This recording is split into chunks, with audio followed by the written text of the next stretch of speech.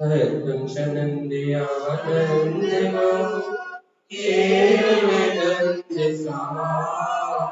परमितत्पदेन्द्रिपौ नमियो सिद्ध गुरुवे से गुपति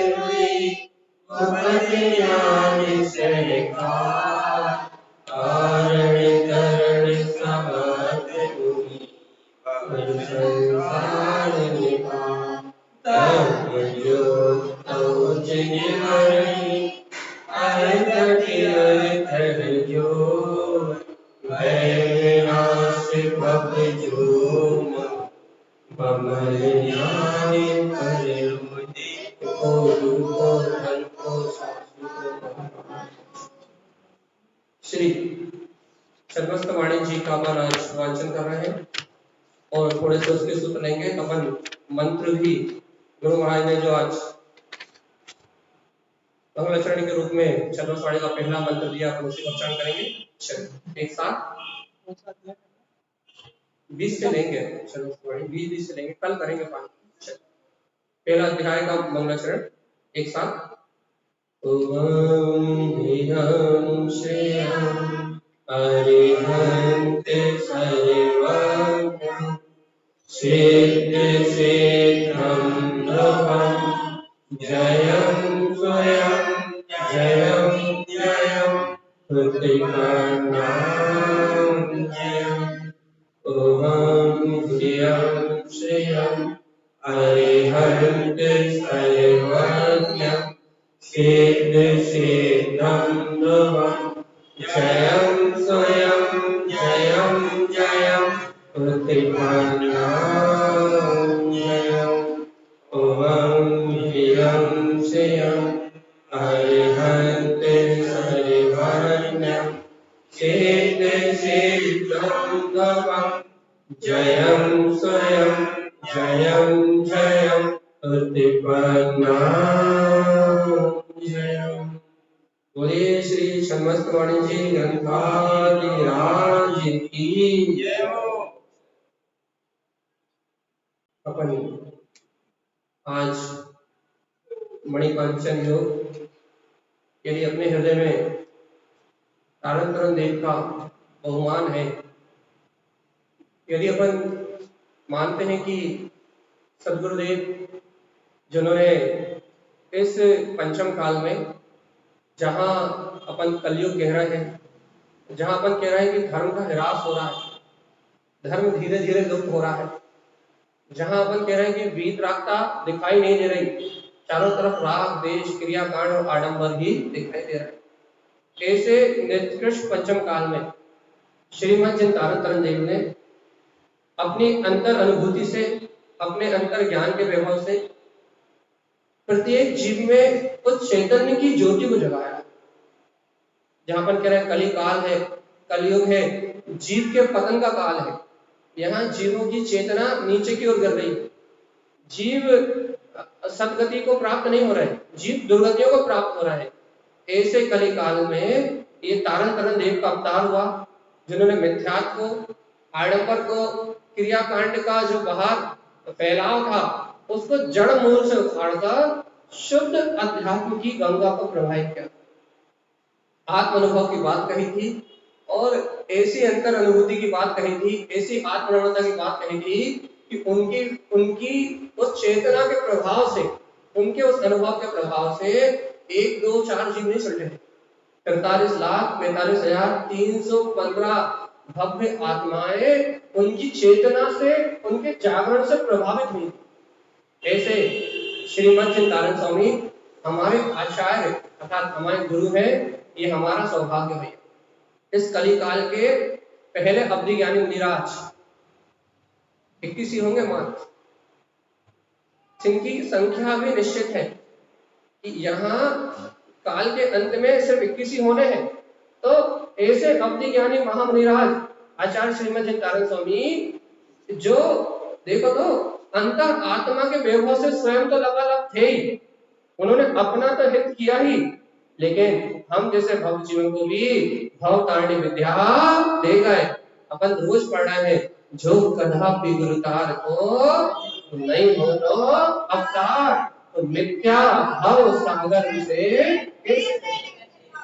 यदि ऐसे गुरुदेव का अवतार नहीं होता, तारण तरण देव ने शुद्ध मोक्ष का मार्ग, शुद्ध अध्यात्म की चेतना को नहीं जगाया होता, तू स्वयं भगवान है के यदि देह देवालय में चैतन्य देव की स्वीकारता नहीं कराई होती, तो आज हम भी हरेक के चक्कर में यहाँ वहां अचेतन को परमात्मा मान के आज हमारा जीव और आपका जीव भी कहीं ना कहीं परमात्मा की स्वीकारता करके भटक रहा होता, कहीं ना कहीं संसार में जन्म मरण कर रहा होता। यदि ऐसे सदगुरु का, यदि गुरुदेव की अमृतवाणी का यदि उपदेश नहीं मिला होता, तो ना जाने मेरा जीव भी कहीं ना कहीं क्रियाओं के अंधकार में अपने निज चेतन आत्मा को ना जान के कहीं ना कहीं पाप और विषय कसाय में कहीं ना कहीं तो लिप्त होता। सही बताओ, यदि गुरुदेव ने अपनी अंतर चेतना को नहीं जगाया होता, क्योंकि गुरु प्रकाश का नाम है, जो जीव को अंधकार से प्रकाश की ओर ले जाए, जो जीव को अंधकार से प्रकाश की ओर ले जाए, जो अनादि काल के अंधकार को, मिथ्या मान्यताओं को अपने ज्ञान के प्रकाश से, हम पढ़ते हैं ना, गुरु वेश्यु गोपति ज्ञान सहबा, हम पढ़ते वे तारण तरण समर्थ मुनि, गुरु वे है जो संसार से पार लगा रहे हैं। तो कौन कौन है गुरु भैया? अरे देखो तो, गुरु वेश्यु गोपति, जो अपने अंदर में उस गुप्त चेतना की रुचि को जगा रहे हैं। जिस चेतन को मैंने परमात्मा नहीं माना था, अचेतन को तो सब मानते हैं, जड़ में भगवान की मानता तो सब करते हैं, पर में परमात्मा मानना सबसे सरल है। अच्छा बता, पर में परमात्मा मानना सरल क्यों है? आकार में, आकृति में पर में परमात्मा मानना सरल क्यों है? पर में भगवान की स्वीकारता करना सरल क्यों है? हाँ? दिखाई दे रहा है, ये बात भी है, और हाँ, ये बात भी मान लो कि अरिहंत सिद्ध भगवंतों ने उस पर्याय को प्रकट कर लिया है। और अच्छा, अरे बताओ क्या बोलते हैं, नदी ने, पहाड़ ने, पेड़ ने, या प्रतिमा ने, पाषाण ने, पत्थर ने, इनमें कौन से गुण है? कोई गुण नहीं, तो इनमें तो वो गुण प्रकट नहीं दिख रहा है, तो फिर भी इस पर में परमात्मा मानना सरल क्यों, अपने में परमात्मा मानना कठिन क्यों? से बताओ कि अपने अंतर में, अपनी चेतना में, अपने में उस परमात्मा सत्ता को स्वीकार करना ये कठिन क्यों लगता है? तो पर में परमात्मा को स्वीकार करना सरल क्यों लगता है? सीधी बात है। देखो भैया, जीव परमात्मा को भी स्वार्थ से पूछता है, वो अपनी क्रिया निपटाना चाहता है, पर्याय दृष्टि है, उसे क्रिया निपटाना है कि 5 मिनट भगवान के पास जाओ, उनकी भक्ति करो, उनकी पूजा करो, उन्हें नहलाओ धुलाओ पोछो, उनके साथ सारा व्यवहार निभाओ, तो क्या करो, दिन भर दशाएं करो, पाप करो, झूठ बोलो, छल कपट करो, मायाचारी करो, जो करना है वो करो। हम 10 मिनट भगवान को रिश्वत दिया है, उन्हें चावल किशमिश बादाम आदि सब खिलाए, और अपन बाकी समय के लिए हो गए पुरुषार्थ। यही मान्यता दृढ़ हो गई, यही हो गई कि हमने अपनी क्रिया कर ली, हमने अपना काम कर लिया, हमने अपना सारा कार्य निपटा लिया, अब दिन भर पाप करो, झूठ बोलो, दशाएं करो, जो करना है वो करो। भगवान को हम रिश्वत दिया है कि नहीं दिया? तो मतलब जिस कारण से हमारे बैर जो हम बाहर में जो मान रहे हैं, भगवान प्रतिमा में मान रहे हैं, अन्न मान रहे हैं, क्यों ऐसी दृष्टिकोण हमारा क्यों हो रहा है? क्यों ऐसी मान्यता? यही तो मिथ्या मानता है कि जीव अंतर में नहीं देखना चाहता, भगवान से भी अपने स्वार्थ की पूर्ति चाहता है कि हे भगवान, मैं आपकी पूजा कर रहा हूँ, मैं आपकी सेवा कर रहा हूँ, मेरे बच्चे अच्छे रहे, मेरी पत्नी अच्छी रहे, मेरे एक घर से 2 घर बन जाए, मेरी 2 गाड़ी से 4 गाड़ी हो जाए, मेरा परिवार भले फूले और आगे बढ़े, लेकिन कोई नहीं चाहता कि मैं आपके जैसे परम पद को प्राप्त कर लूं, आपके जैसे मेरी कसाय क्षय हो जाए, आपके जैसा मैं पापों से छूट जाऊं। आपके जैसे परिग्रह का त्याग मैं कर दूं, कोई छोड़ना नहीं चाहता, परिग्रह नहीं छोड़ना चाहता, सब भगवान से मांगना चाहते हैं, सब उस परमात्मा से मांगना चाहते हैं।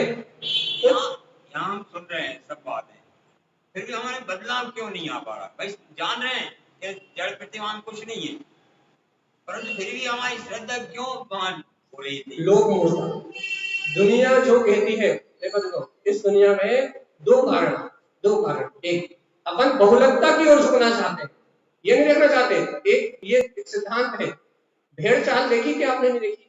अपना एक सिद्धांत है कि जहां पहली भेड़ जाती है वहां सारी भेड़ अपने आप, पहली भेड़ कुएं में गिरेगी तो बाकी पीछे वाली भेड़ अपने आप में सारी कुएं में गिरेगी। तो बहुलकता की दृष्टि पहला कारण। लोक मूर्खता क्या कि जो लोक व्यवहार चलता है, जो समाज का व्यवहार चलता है, जहां समाज का मत होता है, जहां भीड़ होती है, वहां जीव का स्वभाव झुकाव स्वयं ही होता है। क्यों? क्योंकि अपन ये देखते हैं कि ये भी तो ये कर रहे हैं, ये भी तो ये कर रहे हैं, ये भी तो ये कर रहे हैं, कि ये सब जो कर रहे हैं वो सब नर जाएंगे क्या? वो सब निकोप जाएंगे क्या?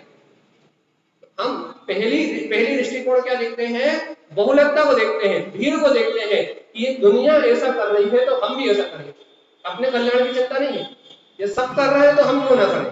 पहली बात तो लोक मूर्खता, लोक में जो विचलित है, लोक में जो व्यवहार हो रहा है, हम उस व्यवहार को ही व्यवहार मान के उसी को करने लगते हैं।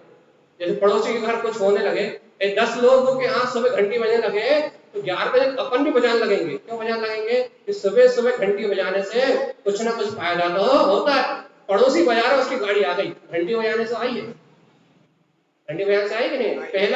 पहला कारण तो ये है, या क्या कारण है भैया, कि जो बहुलकता की दृष्टि से जो लोग करते हैं, जीव वो ही करना चाहते हैं, पहला कारण। और दूसरा कारण भैया, जीव की दृष्टि पर्याय दृष्टि है, अर्थात जीव की मिथ्या मान्यताएं टूटने को तैयार ही नहीं है, जीव अज्ञान से बाहर निकलना नहीं चाहता। तारण स्वामी ने तू स्वयं भगवान है कह के अपनी अंतर ज्ञान चेतना को जगाया है, लेकिन जब जीव अपने देह में अपने चैतन्य आत्मा को स्वीकार ही नहीं कर रहा, अर्थात अर्थात अर्थात अपन ये कहते हैं ना कि पंचम काल मिथ्या का काल है, अर्थात मिथ्या दृष्टि जीवों का समूह है, मिथ्या सहित जीव जन्म लेता है और मिथ्या सहित जीव मर जाता है।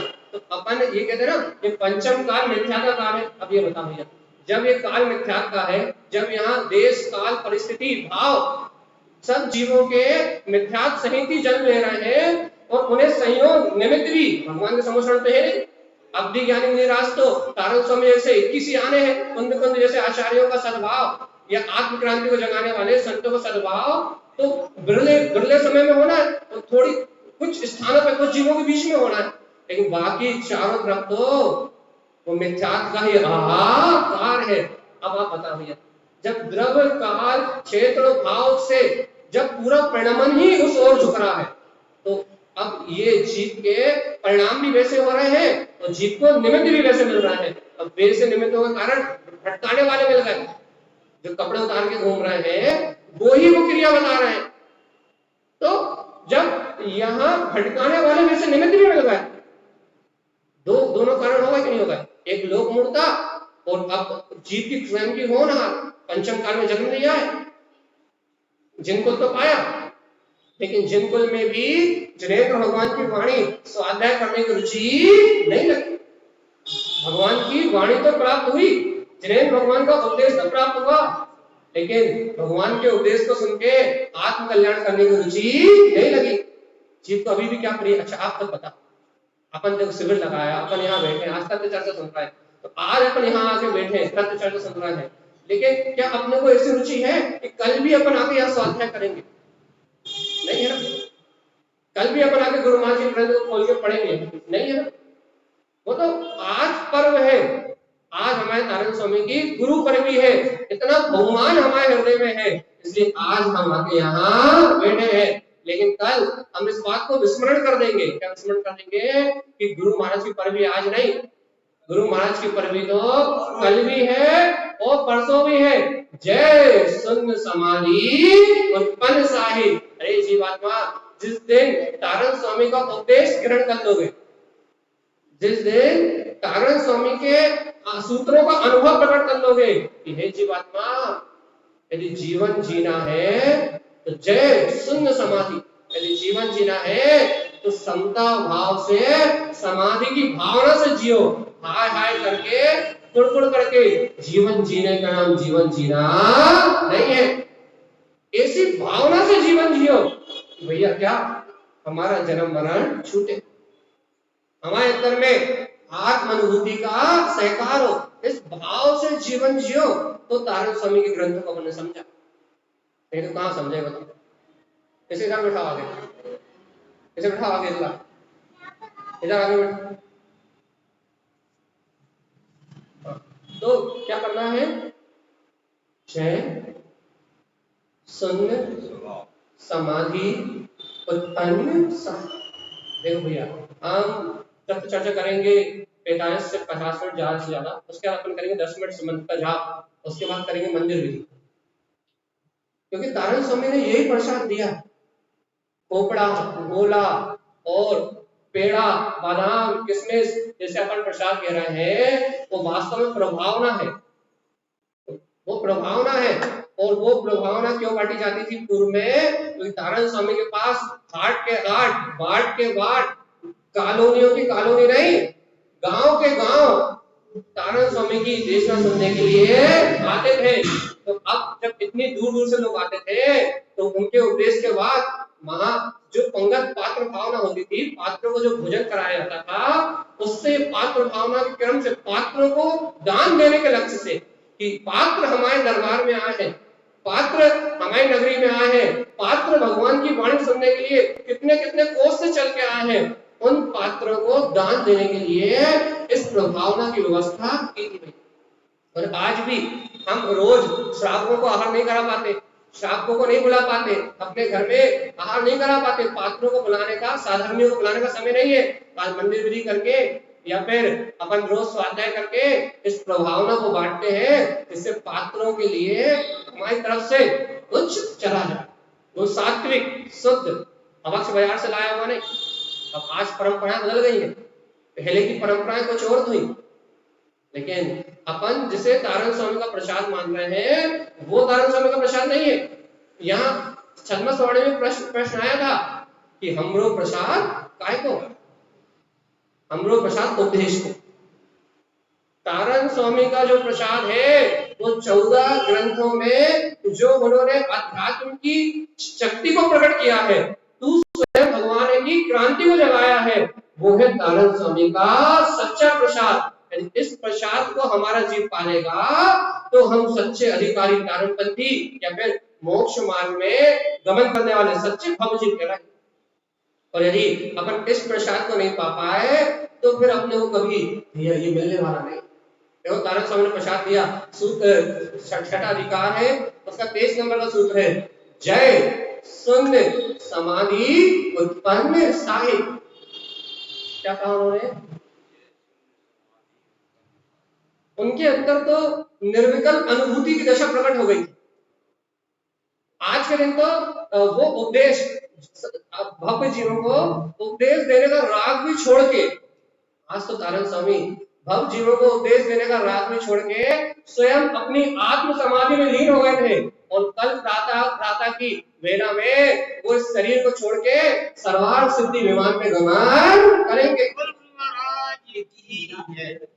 उन्होंने तो आज उपदेश का राग भी छोड़ दिया। आज तो तारण स्वामी को उपदेश का राग भी छूट गया था और वो अपनी चैतन्य आत्म समाधि में, अपनी ज्ञान समाधि में लवलीन हो गए थे। भगवान आत्मा और हमसे कह रहे थे कि जय शून्य समाधि उत्पन्न साहिब। क्या कभी समाधि के उपदेश को सुना है? तुमने बोलते हुए पंडितों को सुना है?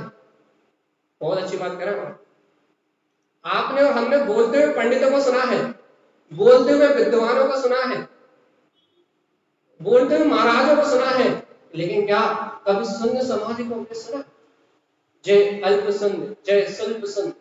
कभी उन वीतरागी भावलिंगी महामुनिराज को जो अपनी ज्ञान समाधि में बैठे हुए हैं और ऐसी ज्ञान समाधि में बैठे हुए हैं कि उनके सर पर सिगड़ी जला दो, उन्हें जहर पिला दो, उन्हें नदी में डुबा दो, या उनका पांव सियाल में भक्षण कर जाए, या उनके ऊपर ओले सोले पत्थर बरस रहे हो, लेकिन वो अपनी ऐसी आत्म समाधि में लीन है, ऐसी शून्य समाधि में लीन है कि जिन पे इन उपसर्गों का कोई प्रभाव नहीं पड़ता।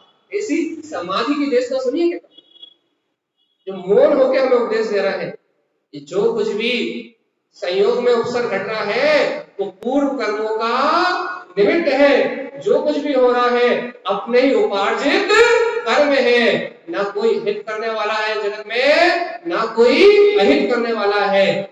जय शून्य समाधि उत्पन्न साही।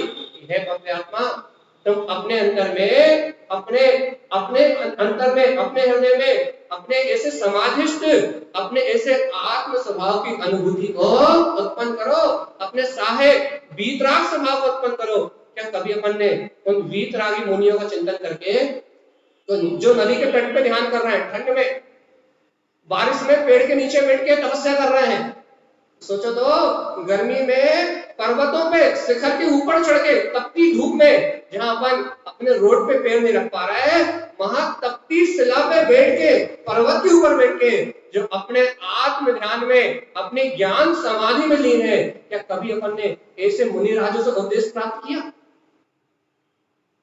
भैया बाहर की मुद्राएं देख देख के कह रहा है कि हमें परमात्मा दिखाई देते हैं। अरे तुमने कभी उस चैतन्य मुद्रा को देखा जो शांत है, शून्य है, निर्विकल्प है, मौन है, अपने आनंद में डूबे हुए हैं? क्या कभी ऐसे तारण तारण भावलिंगी मुनिराज का उपदेश प्राप्त किया कि वो कैसे अपनी आत्म समाधि में, अपनी ज्ञान समाधि में डूबे हुए हैं, जिन्हें बाहर के इन प्रपंचों से कोई फर्क नहीं पड़ता?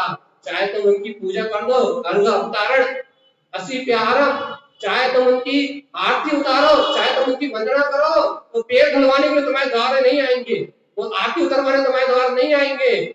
तुम उनकी पूजा करो, उनकी वंदना करो, तो उन्हें कोई मतलब नहीं। तो कोई उन्हें मारे, काटे, उपसर्ग करे।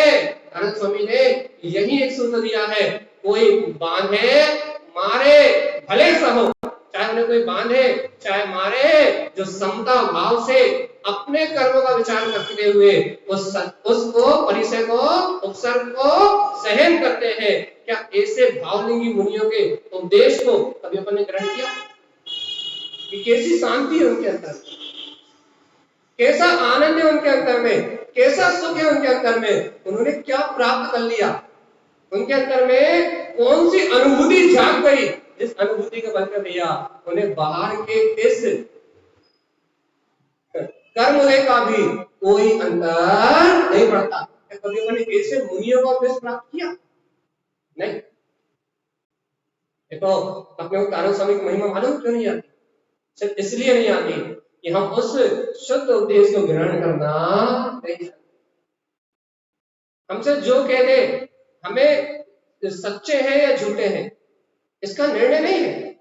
जो मंदिर बनवा रहे हैं, लड़ाई झगड़े में शामिल हो रहे हैं, निंदा बुराई करने में लगे हैं, जिनके पास परिग्रह का अंबार दिखाई दे रहा है, अपने नाम से मठ और मंदिर और धर्मशालाएं बनवाने, औषधालय खुलवाने में लगे हुए हैं, हथकरघा खुलवाने में लगे हुए हैं, इनको तो हम मुनि मानने तैयार हैं। लेकिन जो अपनी आत्म ज्ञान समाधि में कारण करण जिनेश्वर, जो अपनी शून्य समाधि में डूबे हुए हैं, वो अपनी ही चेतना का अनुभव कर रहे हैं, इन्हें हम संत मानने तैयार नहीं, इनका उपदेश ग्रहण करने तैयार नहीं। कोई अन्य तुमसे कह दे ऐसी पूजा कर लो तो तुम्हारे घर के काम हो जाएंगे, नौ ग्रह की पूजा कर लो, यहाँ पूजा कर लो, वहां ऐसी क्रिया कर लो, ये धारा कर लो, वो धारा कर लो, तो ये करने से तुम्हारे रोग दूर हो जाएंगे, ये करने से तुम्हारे काम बन जाएंगे, हम वो सब करने तैयार हैं। तो तारण स्वामी कहे कि अरे जीवात्मा अपने अंदर है, अपने ज्ञान स्वभाव में समा जाओ, सारे कर्म अपने आप ही क्षय हो जाएंगे और ये आत्मा संसार के जन्म मरण के दुख से छूट जाएगी। ये स्वीकार करने तैयार है कि नहीं?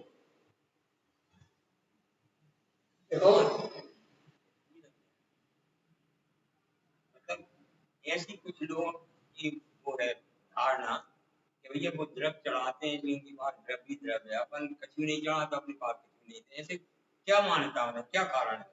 ऐसा क्यों मतलब लोग विचार बनते हैं, ऐसे विचार क्यों बनते हैं लोग? एक मिनट भैया, जो द्रव्य चढ़ाते हैं वो धनवान धनवान दिखाई देते हैं। हम एक बार बताएं, सही से बताओ कि द्रव्य चढ़ाने वाले, देखो धनवान, जो ज्यादा धनवान है वो तो मंदिर आती है, और जो द्रव्य चढ़ा रहे हैं आप देखो उनके पास धन नहीं है। आप सही देखो, जो रोज मंदिर जा रहे हैं, रोज द्रव्य चढ़ा रहे हैं, द्रव्य चढ़ाए धन आता है, उनके पास धन नहीं है। अब ये बात तो अपन बाद में करेंगे किसके पास है किसके पास नहीं है, लेकिन आप और हम ये बात पहले स्वीकार करें। बहुत अच्छे से सुनना इस बात। क्या कि एक बात बताओ, आपके और हमारे निर्णय में कचास है। द्रव्य यानी धन, दौलत, पुत्र, परिवार, पैसा, आप और हम स्वयं 50 बार निर्णय करते हैं। क्या भाई, क्या निर्णय करते हैं कि पुण्य के उदय से आता है और पाप के उदय से। आप और हम रोज निर्णय करते हैं कि हमारा पुण्य का उदय बढ़ेगा तो द्रव्य आएगा, और पाप का उदय आएगा तो द्रव्य जाएगा। और आप और हमें स्वयं पता है कि पुण्य कैसे बढ़ता है।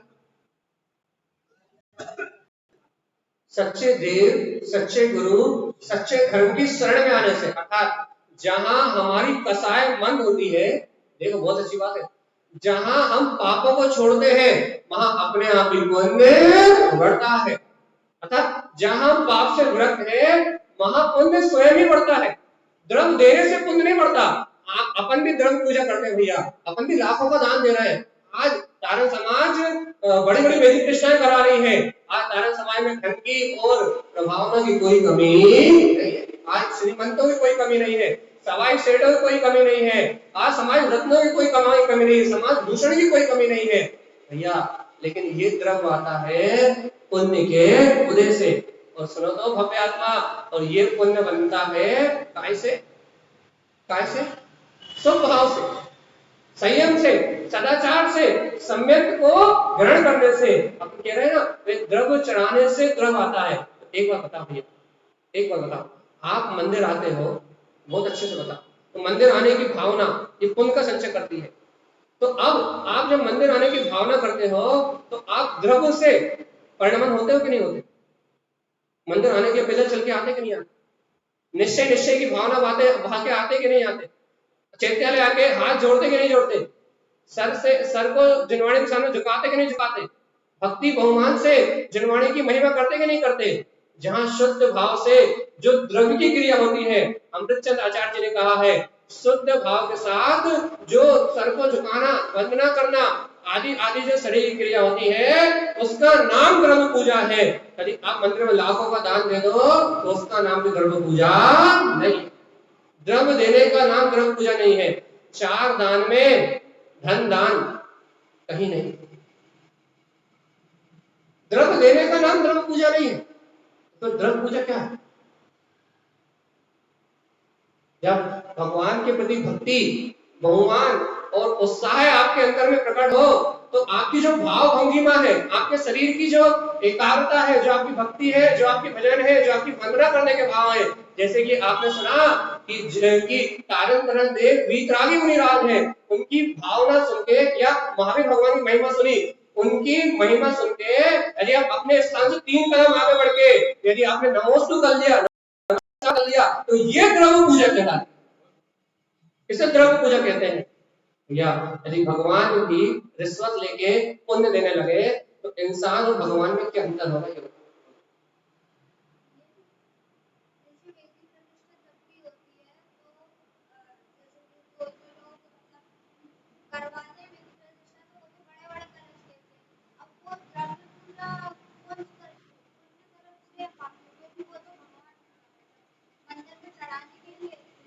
कलश कलश चढ़ाने के लिए एक भावना है, अच्छे से ध्यान देना है। लोकाग्र कलश चढ़ाने के लिए क्यों अपन कलश को चढ़ाते हैं, तो कलश की प्रभावना क्यों करते हैं? इसके लिए है कि जिनवाणी की सबसे पहले उस वेदी पर जिनवाणी विराजमान होती है। और कलश क्यों चढ़ाते हैं? कलश देखो तारण स्वामी ने बहुत अच्छा विधान दिया है। अपन कल छद्मस्वाणी पढ़ेंगे तब भी अपन ये बात पढ़ेंगे, कलश कलश कलश। कौन सा कलश? यहाँ तारण स्वामी ने परिणामों के कलश की बात कही है।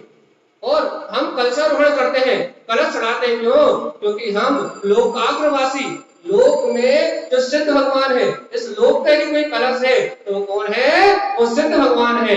भैया लोक में सिद्ध भगवान की तरह मैं भी लोकाग्रवासी हो जाऊं, लोक का कलश बन जाऊं। शिखर पे कलश इसलिए चढ़ाते हैं कि लोक के अंतिम शिखर पे मैं भी सिद्ध परमात्मा होंगे, उन्हीं के समान स्थित हो जाऊं। इसलिए हम भैया वैदिक सूतन के समय कलशारोहण की परंपरा करते हैं और उसमें तन मन धन का अर्पण करके, अपने भावनाओं का अर्पण करके उस पुण्य को, अतिशय पुण्य को प्राप्त करते हैं। तो इस अतिशय पुण्य को प्राप्त करना ये तो नीतिगत है, नीति में है। क्यों? क्योंकि हम किसी भगवान के ऊपर कोई प्रतिक्रिया नहीं कर रहा है, किसी भगवान को मान के कोई प्रतिक्रिया नहीं कर रहा है, अपने हित के लिए, अपने कल्याण के लिए वो क्रिया कर रहा है। तो जो कुछ भी अपने कल्याण के लिए हो वो तो हितकारी है, जो अपने परिणाम की विशुद्धि के लिए हो वो तो हितकारी है। अब आपने कलश की बात निकाली है, तो कलश और कलुष दो चीजें हैं। देखो देखो दान कैसे होता है और कलश कैसे चढ़ते हैं और कलुष भावना कैसी होती है, दोनों बातों को समझने की कोशिश करते हैं। एक कलश होता है और एक कलुष होता है। कलश और कलुष एक मात्रा लगा दो तो खेल खत्म हो जाएगा। तो सुनो, तो एक परमात्मा के समान सिद्ध पद को प्राप्त करने की, मुक्त पद को प्राप्त करने की कलश लोक के अग्रभाग में स्थित होने की कलश भावना होती है।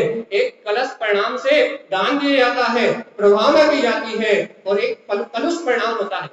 काय के लिए भैया? अपने मान के लिए दिया जाता है, हमारा नाम हो, हमारी प्रतिष्ठा हो, हमारा पद बढ़े, एक कलश परिणाम होता है।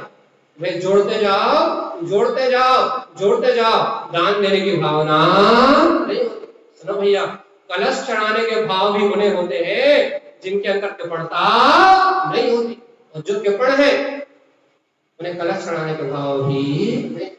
लेकिन कलश परिणाम होने चाहिए तो कलश चढ़ाने के साथ। तो आज का हमारा प्रसंग है जय शून्य समाधि।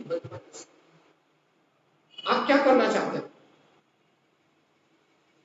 क्या जीवन में समता को प्रगटाना चाहते हो? आप क्या करना चाहते हो? क्या जीवन में शांति को प्रगटाना चाहते हो? आप क्या करना चाहते हो? क्या अपने जीवन में आनंद के भाव की जागृति करना चाहते हो?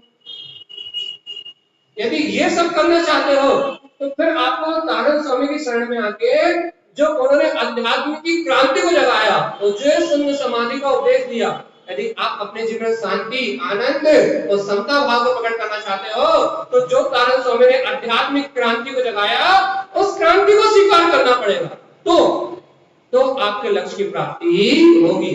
और भैया यदि आकुलता चाहते हो, काम भोग विषय चाहते हो, वासनाएं चाहते हो, और भैया ये चाहते हो कि कहीं भी सर पटके लेकिन हमारे स्वार्थ की पूर्ति हो जाए, तो भी तुम अज्ञानी हो, अज्ञान मानता में लगे हो। क्यों? क्योंकि भगवान जी पुण्य के उदय के बिना बाहर की संपदा में मिलने वाली नहीं है। पुण्य का उदय सच्चे देव गुरु धर्म की शरण में ही मिलता है, और कहीं इस पुण्य का उदय मिलने वाला। यदि सही में शांति चाहते हैं, सही में अपन आनंद चाहते हैं, सही में मुक्ति का मार्ग चाहते हैं, तो अपने को गुरुदेव की समृद्ध देशना को स्वीकार करना पड़ेगा। और शून्य समाधि का मतलब क्या है? देखो भैया, शून्य समाधि मतलब अपन तारण स्वामी जैसी समाधि की दशा में लीन हो जाए। मन से शून्य, वचन से शून्य, काय से शून्य, अर्थात क्रिया से शून्य, कृत कार्य अनुमोदना से शून्य। जब अपन तारण स्वामी की तरह शून्य हो जाए कि अपने को पर से शून्य, पर का कोई प्रभाव ना पड़े, पर अपन निर्विकल्प समाधि में डूब जाए, वो दशा तो बहुत अद्भुत है, और वो कब बनेगी उसका पता अभी अपने को। लेकिन भगवान जी एक काम अभी हो सकता है। क्या? इस भूमिका में एक काम हो सकता है कि उनके समान शून्य समाधि में जीने की भावना तो हो जाए। वर्तमान में हम समता भाव से जीना तो सीख जाए। वर्तमान में जो हमें संयोग प्राप्त है, पुण्य का उदय है, जो आज हमें संपदा प्राप्त है, वर्तमान में जो हमें संयोग प्राप्त है, कम से कम भैया हम इन्हें समता भाव से स्वीकार तो करें। हम आज साक्षी भाव में रहना प्रारंभ तो करें। आज तो हम निर्णय करें। क्या भैया? सुनो, तो जो प्रारंभ से ही समता भाव में जीना प्रारंभ करता है, अंत में उसकी समाधि होती है। तारण स्वामी जहर पिलाया गया, किसी का विरोध नहीं किया। तारण स्वामी को नदी में डुबाया गया, किसी का विरोध नहीं किया। तारण स्वामी के ऊपर अनेक उपसर्ग हुए, तारण स्वामी ने किसी का विरोध नहीं किया। उन्होंने अपनी वीतरागता को अपने अंतर में प्रकट अंतर्वैभव को कहा, जिनेंद्र की वाणी को कहा, किसी का विरोध नहीं किया। वो जीवन भर समता में जिए, किसी से लड़े नहीं, किसी से भिड़े नहीं, किसी से लड़ने नहीं गए। अनेक अनेक अवसर होने के बाद भी वो जीवन भर समता से जिए, तो अंत में उनकी समाधि हुई कि नहीं हुई? और जीवन भर समता से नहीं जीते, यदि कोई कुछ दो शब्द कह देता और ये लड़ने चले जाते तो क्या तारण स्वामी परम समाधि को प्राप्त कर पाते? मतलब अपना काम बनाया, जीवन भर समता से जिए, जीवन भर शांति से जिए, जीवन भर वीतराग तत्व का अनुभव किया, तो अंत में समाधि हुई। अपन भी समाधि चाहते हैं मरण समय, हॉस्पिटल में मरना, कहाँ मरोगे? हॉस्पिटल में, वेंटिलेटर पे, कहाँ? श्री भगवान जी, आप और हम भी चाहते हैं कि हमारा अंत समय भी समाधि में हो, हमारे वीतरागी गुरुओं जैसा हो, हमारा अंत समय भी भगवान जी, हमारा अंत समय भी आत्मचिंतन में हो, धर्मात्मा निकट हो, हमें अपने कल्याण की बात बताएं, हमें इस जन्म मरण से मुक्त होने का उपाय बताएं, मेरी आत्मा की दुर्गति ना हो। यदि हम भी चाहते हैं कि हमारा जीवन अंत में समाधि में हो, तो जीवात्मा आज से समता भाव में जीना प्रारंभ करो। यदि आज से समता भाव में रहना चाहते हो तो वस्तु स्वभाव का निर्णय करना पड़ेगा कि क्या मेरे हित में है और क्या मेरे अहित में। द्रव्य का स्वभाव कैसा है, जीव का स्वभाव कैसा है, इन पुद्गल संयोगों का स्वभाव कैसा है, आज सत्य का निर्णय करना पड़ेगा। यदि आज अपन सत्य का निर्णय करेंगे तो कल अपनी समाधि संभव है। यदि आज सत्य का निर्णय नहीं करेंगे तो, यदि आज सत्य को स्वीकार नहीं करेंगे तो, पहले 5 मिनट और बोलेंगे, फिर अपन मंत्र जप करेंगे 10 मिनट, 10 बजे से मंदिर में। आखिरी बात कह रहे हैं आपसे, चलती प्रिय समझो आप। तारण स्वामी तो अपना कल्याण करके चले गए, सर्वार्थ सिद्धि में महाप्रयाण करी गए, उनका तो अंतर अनुभव का कार्य सिद्ध हो ही गया। आपकी और हमारी बारी है। गुरुदेव ने तो अपना काम बना दिया, उन्होंने तो मोक्ष का मार्ग हमें दर्शा दिया, उन्होंने तो सिद्धि की संपत्ति हमें बता दी। अब आपकी और हमारी बारी है। तू स्वयं भगवान का महामंत्र देके, ओम नमः सिद्धम की क्रांति देके उन्होंने तो अपनी अंतर चेतना को जगा दिया। अब आपका जगाने का उद्देश्य दे दिया, अब आपका और हमारा पुरुषार्थ बाकी है कि हम ऐसे सद्गुरु की बात को स्वीकार करने तैयार हैं या नहीं। अब आपका और हमारा निर्णय बाकी है कि हम गुरुदेव की ऐसी अमृत धाराओं को पाके, गुरुदेव के ऐसे अमृत उपदेश को पाके हम अपना कल्याण करने तैयार हैं या नहीं, हम अपना हित चाहते हैं कि नहीं। अब आपकी और हमारी बारी है कि हम ऐसे वीतरागी गुरु को छोड़ के यहाँ वहां भटकना चाहते हैं, ऐसे भावलिंगी संत को छोड़ के हम यहाँ वहां भटक के यहाँ वहां की क्रियाओं में धर्म की स्वीकारता करना चाहते हैं। तारण स्वामी ने कहा, चेतना लक्षणो धम्मो चेतयन्ति सदा मुने। हे भव्यात्मा, आत्मा का चेतन लक्षण में स्वभाव ही धर्म है। चेतयन्ति सदा मुने, जो बुद्धिमान इस चैतन्यता को स्वीकार करके चेत जाते हैं, जड़ अचेतन की मान्यता से छूट जाते हैं, चेत जाते हैं, जाग जाते हैं, वे बुद्धिमान इस परम मुक्ति के सुख को प्राप्त कर लेते हैं।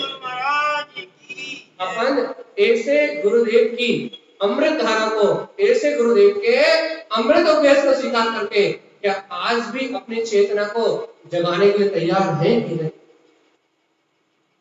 स्वीकार अपने करना है। चलती क्रिया, चलत मुसाफिर, अब तो चलती क्रिया है, जीवन की सांसें घट रही है, बढ़ नहीं रही। अच्छा बताओ, एक एक दिन उम्र घट रही है कि बढ़ रही है? हर साल बर्थडे मना रहे हो तो इस मनुष्य भाव के दिन खत्म हो रहा है कि बढ़ रहा है? तो अपने मरने की खुशी मना रहे हो क्या? जल्दी मरने वाले हैं, जल्दी बताओ, 5 मिनट बचे बस, जल्दी से बता दो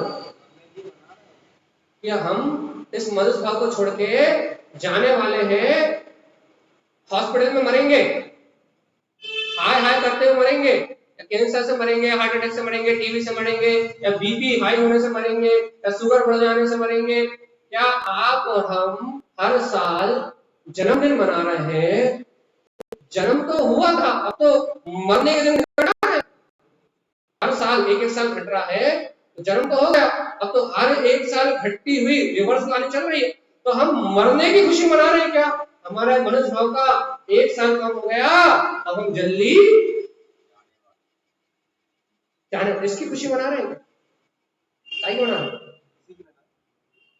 इसी की खुशी में पार्टी दे रहा है, होटलों में बढ़िया पार्टी दे रहा है, सबको बुला रहे हैं कि हम मनुष्य भाव छोड़ के नरक में जाने वाले हैं, त्रियंश गति में जाने वाले हैं, स्थावर पर्याय में जाने हैं वाले हैं, मच्छर मक्खी बनने वाले हैं।